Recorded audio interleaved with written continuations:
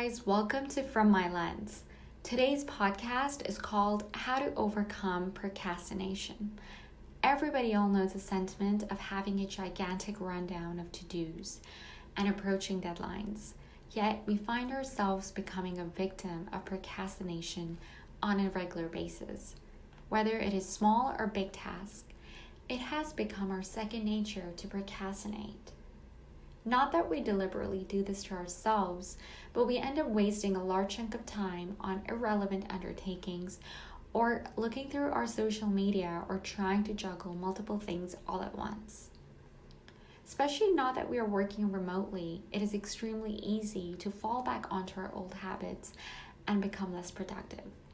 Procrastination has also cost many freelancers, businesses, and entrepreneurs a large chunk of money and time. In 2008, a study showed that procrastination can lead to various physical and psychological effects: lack of performance, anxiety, stress, and even sleep issues. Procrastination has a negative impact on mental health, self-depreciating thoughts that may lead to putting off tasks. Unfortunately, procrastination is one of the greatest work environment pandemics we are currently facing. There are plenty of tips to help you stop putting off tasks and to get you back on track. But first, let's have a look at why are we the victim of procrastination. Now, here's a liberating truth. You are not alone. We all procrastinate in some way or another. A study shows that the problem can be proven in students and in workspace. One of the most exasperating problems in today's world is that we get thrown all the work and information. The world is constantly changing and evolving. Today's great idea may not be tomorrow's success. That leaves us feeling baffled and disabled to deal with life.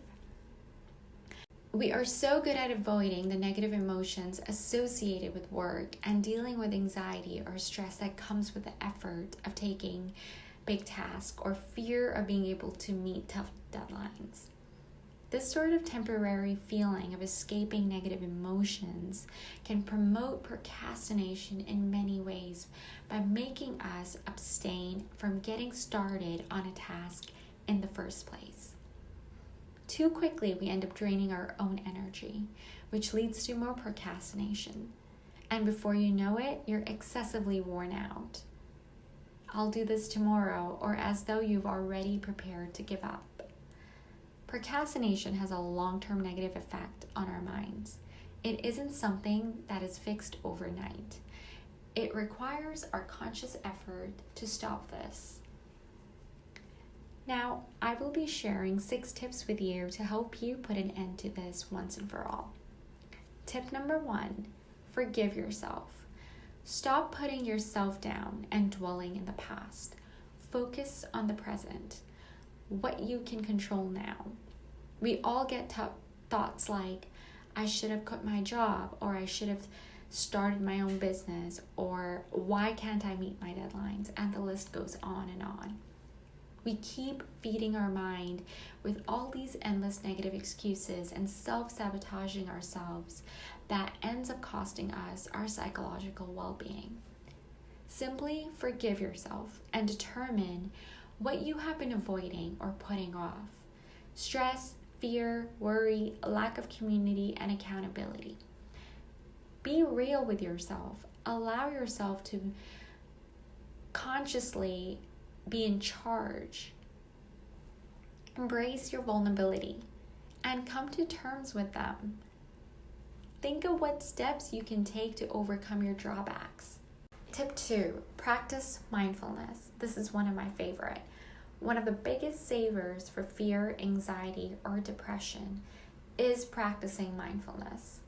Mindfulness is a type of meditation in which you focus on being deeply aware of your senses and being in the present moment without judgment. We tend to spend so much time in our head problem solving, thinking negative, daydreaming, and other thoughts that can lead to having further toxic thoughts. Practicing mindfulness helps you bring inner peace, accepting yourself. It helps you focus on your breathing and brings awareness to the world around you. Tip 3, make a to-do list. We all know what it feels like to lack discipline or inefficiency. We wake up asking ourselves, what do I need to do today? And wasting hours and hours of time before you know it. Before going to bed, take out a notepad and a pen. Create a to-do list that you would like to accomplish the following day. Many studies have shown that writing down notes helps us process information and remember it better. Keep the list near you, whether you're working or anything that you're doing. Chances are you will complete almost all those tasks. Add the incomplete task to your to-do list for the next day and don't overwhelm yourself. Tip 4, be realistic. Often we end up giving ourselves tasks that are literally not realistic at all. And we also restrict ourselves with certain deadlines and timelines. So be realistic, you guys. We often set drastic goals and find ourselves burnt out or extremely overwhelmed that we never get to fully accomplish them. Be real with yourself, like I said. Start by setting small goals. If you're undertaking big projects, break it down into more manageable segments. Draw out a roadmap if you must and divide them into smaller tasks. Tip 5, minimize distractions. Distraction is caused by multitasking. Stop focusing on multiple things all at once. Discipline your mind by taking on one task at a time. Multitasking will lead to rushed results, causing further delays, a lack of productivity and stress.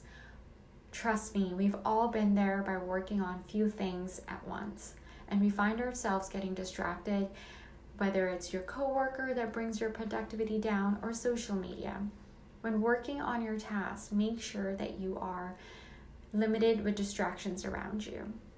Tip 6, reward yourself. Once you have completed all your tasks, reward yourself for all the effort. Give yourself the opportunity to enjoy life, whether it's going for a run, taking yourself out on a date, or catching up with your friends, or reading a book. Do things that progresses your growth. Do not let yourself binge watch Netflix shows or often find yourself catching social media like a maniac. Take responsibilities for your action and don't let procrastination stop you from reaching your goals. Thank you so much for listening to How to Overcome Procrastination, and I truly hope you took away some tips and tricks on how to be more productive in life.